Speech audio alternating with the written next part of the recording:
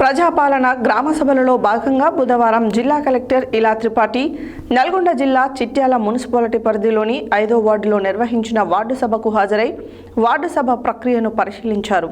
అనంతరం కలెక్టర్ మాట్లాడారు. ప్రజాపాలన గ్రామ సభలలో భాగంగా బుధవారం జిల్లా కలెక్టర్ ఇలా త్రిపాఠి నల్గొండ జిల్లా చిట్యాల మున్సిపాలిటీ పరిధిలోని 5వ వార్డులో నిర్వహించిన వార్డు సభకు హాజరై వార్డు సభ ప్రక్రియను పరిశీలించారు. అనంతరం కలెక్టర్ మాట్లాడుతూ ఆయా పథకాల కింద తుది జాబితాలు ఖరారైన జాబితాలను గ్రామ సభలు వార్డు సభలలో అధికారులు చదువుతున్నారని, కొంతమంది అపోహలు సృష్టిస్తున్నారని, వీటిని నమ్మవద్దని కలెక్టర్ తెలిపారు.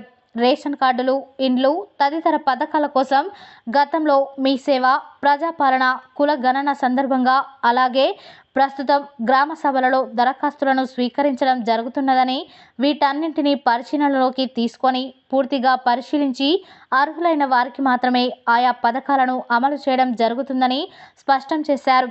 ఒకవేళ గ్రామ సభలో ఎవరైనా దరఖాస్తు సమర్పించలేకపోతే లేదా గ్రామ సభల్లో చదివే జాబితాలలో పేర్లు లేని వారు కూడా తిరిగి దరఖాస్తు చేసుకోవచ్చని, గ్రామ సభలలో దరఖాస్తు చేయలేకపోయిన వారు ప్రజాపాలన సేవా కేంద్రాలలో ఉదయం 9 గంటల నుండి 5 గంటలలోపు దరఖాస్తు సమర్పించవచ్చని చెప్పారు.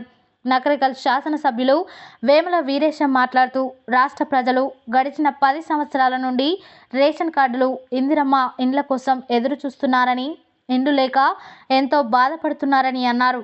రేషన్ కార్డుల ద్వారా సన్న బియ్యాన్ని ఇవ్వాలనే ఆలోచనతో ప్రభుత్వం ఉందని, అలాగే నిజమైన అర్హుడైన పేదవాడికి ఇందిరమ్మ ఇండ్లు కట్టించాలన్నదే ప్రభుత్వ ఉద్దేశమని తెలిపారు.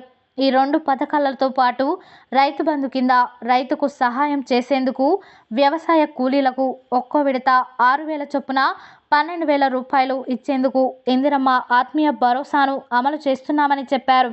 ఈ కార్యక్రమంలో చిట్యాల మున్సిపల్ చైర్మన్ కోమటిరెడ్డి చిన్న వెంకటరెడ్డి, వ్యవసాయ శాఖ JD Shravan, municipal commissioner Virender తదితరులు ఈ వార్డు సభకు హాజరయ్యారు.